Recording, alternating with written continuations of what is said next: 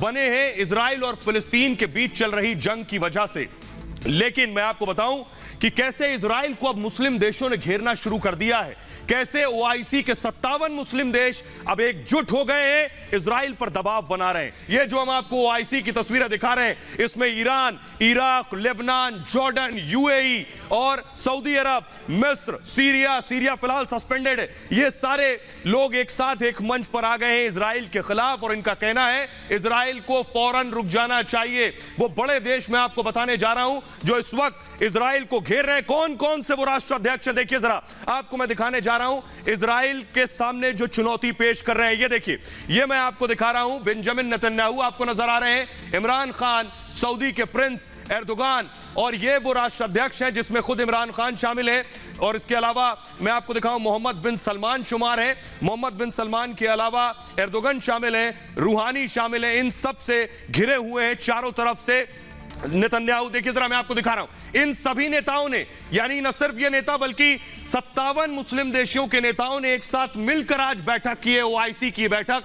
खुद सऊदी अरब ने इसे होस्ट किया है और इसमें सभी के विदेश मंत्री शामिल हुए इस बैठक में। और इस बैठक का मकसद है इजराइल पर दबाव बनाना, इजराइल को फिलहाल रोकना, यह मकसद है इन देशों का। और यह बैठक आज दोपहर के वक्त हुई। बैठक में क्या कुछ हुआ यह हम आपको बताने जा रहे हैं, लेकिन 57 मुस्लिम देश एक साथ एकजुट हुए हैं इजराइल पर दबाव बनाने के लिए। आइए अब आपको दिखाने जा रहे हैं हम कि देखिए जरा कि आखिर 57 मुस्लिम देशों की जो बैठक हुई है, इस बैठक में क्या हुआ, इजराइल के खिलाफ कैसे एक मत हुए हैं ये सब। और आखिर अब इनका साफ कहना है कि अब बातचीत से, दबाव बनाने से काम नहीं चलेगा, अब जमीन पर आकर कुछ करना होगा। देखिए रिपोर्ट। 57 मुस्लिम देशों की मोर्चाबंदी, इजराइल की घेराबंदी का प्लान, इजराइल को रोक पाएंगे मुस्लिम देश।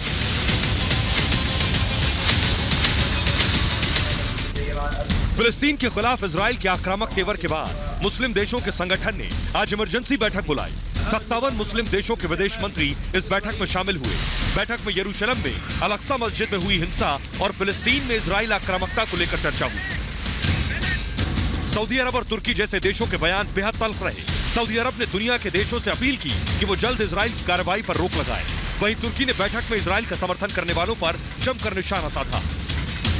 तुर्की के राष्ट्रपति ने पहले भी रूस के राष्ट्रपति पुतिन से इजराइल के खिलाफ कार्रवाई की मांग की थी। साफ तौर पर इस बैठक में इजराइल को घेरने का प्लान बनाया गया, इजराइल पर दबाव डालने की कोशिश हुई।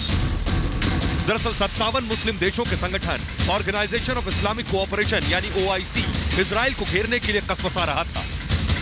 इजराइल के खिलाफ मुस्लिम देशों ने अंतर्राष्ट्रीय समर्थन जुटाने की कोशिश भी तेज कर दी है। इसके लिए तुर्की और सऊदी अरब जैसे मुल्कों ने तमाम मुस्लिम देशों से एकजुटता की अपील भी की है। इस बैठक में पाकिस्तान, अफगानिस्तान, बांग्लादेश, सऊदी अरब, मिस्र, इंडोनेशिया, ईरान, इराक, तुर्की, मलेशिया और यूएई जैसे देश शामिल रहे। लेकिन बड़ा सवाल यह है कि इन बैठकों से इजराइल हमास में जारी जंग पर कोई असर पड़ेगा? तो दुनिया के सारे मुस्लिम कंट्रीज एक साथ एकजुट होकर खड़ी हो गई हैं इजराइल के खिलाफ और सीधे सीधे चुनौती दे रही हैं, सीधे सीधे उसे चैलेंज कर रही हैं कि अभी इस वक्त आपको ये हिंसा रोकनी होगी। आइए अब आपको सुनवाते हैं टर्की के विदेश मंत्री जो खुद इस ओआईसी की बैठक में शामिल थे, वो क्या कह रहे हैं, क्योंकि टर्की ने सबसे सख्त लहजे में इजराइल और बेंजामिन नेतन्याहू से बात की है। सुनिए जरा टर्की के विदेश मंत्री क्या कह रहे हैं। There are a few who have lost their moral compass and voiced support for Israel. It is not surprising that these figures are also known for their racist and anti-Islamic policies. History will certainly judge them. So we should be clear in our stance and be on the right side of the history. तो आपने सुना Turkey के विदेश मंत्री को न सिर्फ ये मुस्लिम देश जो 57 मुस्लिम देश हैं, बल्कि दुनिया में प्रोटेस्ट हो रहा है, विरोध हो रहा है, दुनिया में लोग सड़कों पर उतर रहे हैं। सबसे पहले आपको जॉर्डन की तस्वीरें मैं दिखाने जा रहा हूं। जॉर्डन में देखिए हजारों की संख्या में लोग उतरे हैं सड़क पर। ये देखिए हजारों की संख्या में लोग हाथों में झंडे लिए, अगर एम्बियंस में सुना पाऊं, देखिए लोग नारे लगा रहे हैं फिलिस्तीन के हक में, लोग सड़कों पर उतरे हैं। मुस्लिम मुल्क जॉर्डन जो खासतौर पर आपको बताएं इजराइल से लगा हुआ देश है, जो मैंने शुरू में आपको मैप के जरिए बताया कि इजराइल से लगे हुए जो अरब मुल्क हैं उसमें प्रोटेस्ट शुरू हो गया। एम्बियंस अगर मैं सुनवाऊं, ये देखिए लोग नारेबाजी कर रहे हैं, लोगों का प्रदर्शन तेज, अगर जोर से मैं सुनवा पाऊं।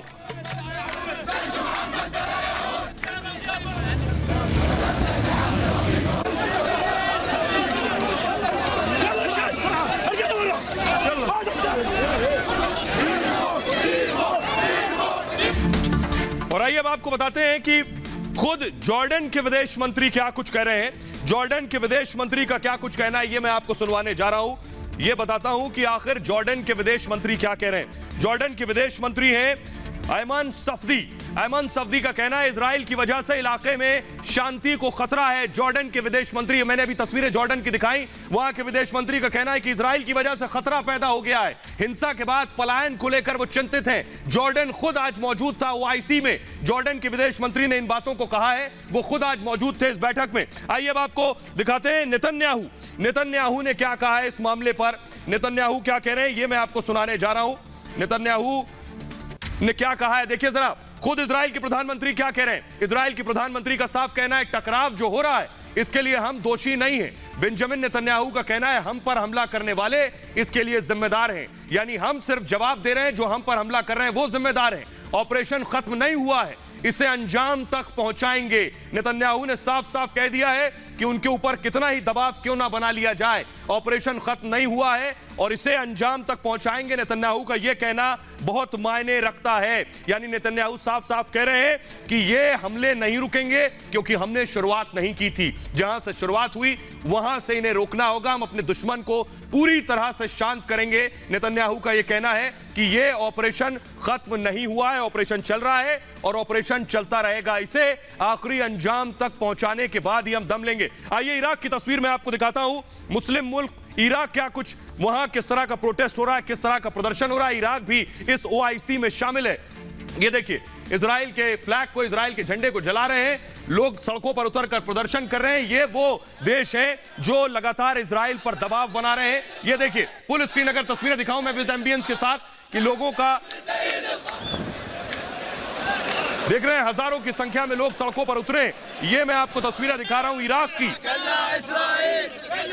इराक में भी प्रदर्शन हो रहा है, यानी चारों तरफ प्रदर्शनों की जो तस्वीरें आ रही हैं वो मैं आपको दिखा रहा हूं। लोगों में किस कदर उत्साह है, लोग बार बार कह रहे हैं कि इजराइल को तुरंत रुकना होगा, इजराइल को फौरन रुकना होगा, ये कहना है।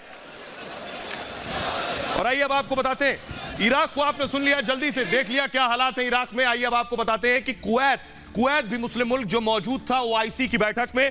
कुवैत में विदेश मंत्री कुवैत के ओवैस जिनका नाम अहमद नसीर अल मोहम्मद है, अहमद नसीर अल मोहम्मद का कहना है कि यरूशलेम में हिंसा अंतर्राष्ट्रीय कानूनों का उल्लंघन है, यानी यरूशलेम में जो हिंसा हो रही है ये अंतर्राष्ट्रीय कानून का उल्लंघन है, इलाके की शांति और सुरक्षा को खतरा है, यानी इजराइल जो कुछ कर रहा है उसकी वजह से पूरे इलाके की शांति बाधित हो रही है। आइए अब आपको दिखाते हैं कि बांग्लादेश में भी प्रोटेस्ट हो रहा है, वहां भी लोग सड़कों पर उतरे हैं। हिंदुस्तान का पड़ोसी मुल्क है लेकिन बांग्लादेश खुद इस इस्लामिक जो ओआईसी ऑर्गेनाइजेशन है इसमें शामिल है। देखिए बांग्लादेश की तस्वीरें मैं आपको दिखा रहा हूं। सड़कों पर हजारों की संख्या में लोग निकले हैं, सड़कों पर निकलकर प्रदर्शन और मार्च कर रहे हैं। ये बेशक इजराइल के खिलाफ और फिलिस्तीन के हक में प्रदर्शन कर रहे हैं, यानी इस वक्त एक साथ सभी मुस्लिम कंट्रीज खड़ी हो गई हैं इजराइल के खिलाफ। लेकिन इजराइल बार बार कह रहा है उसे फर्क पड़ने वाला नहीं है।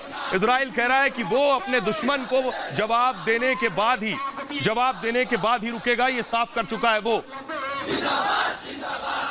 और आइए अब आपको बताते हैं कि पाकिस्तान क्या कुछ कह रहा है आपको बताते हैं। पाकिस्तान सीधे सीधे इजराइल को दोषी ठहरा रहा है। पाकिस्तान के विदेश मंत्री क्या कुछ कह रहे हैं, शाह महमूद कुरैशी, मैं आपको बताता हूं। शाह महमूद कुरैशी का कहना है, अमूमन अपने बयानों को लेकर जाने जाते हैं, उन्होंने कहा इजरायली हमला शांति और सुरक्षा के लिए खतरा है, यानी सब एकजुट होकर इजराइल को जिम्मेदार ठहरा रहे हैं। इजरायली हमला शांति और सुरक्षा के लिए खतरा है, इजराइल ने सभी अंतर्राष्ट्रीय नियमों का उल्लंघन किया है। यानी कहना यह है मुस्लिम कंट्रीज का कि इजराइल ने अंतर्राष्ट्रीय